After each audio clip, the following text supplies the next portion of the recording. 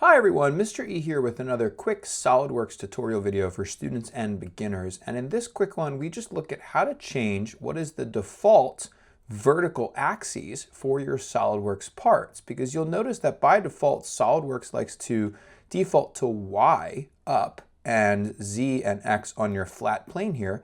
But typically in 3D design, especially when we're doing machining, like CNC machining and using CAM software, Z is typically oriented up like this. But you'll notice that when I look at my top plane, Y is in fact up. So here's how you change that.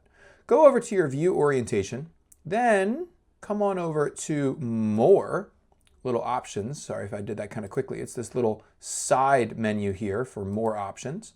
And then right here, you'll notice your little axes. And by default, we have Y is the up axes layout, but you can click this drop down and change it to Z up views. And it's just letting you know that it's going to change the orientation of all your drawings and anything like that that you've already created. So we're just going to click yes.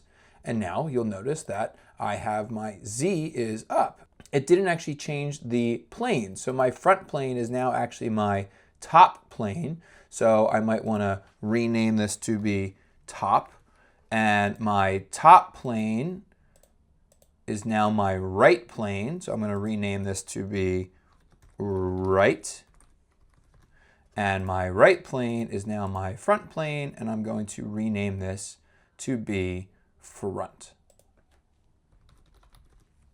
And there we go. If you want, you could save this as a template, or you can, of course, do this depending on the types of projects that you are working on.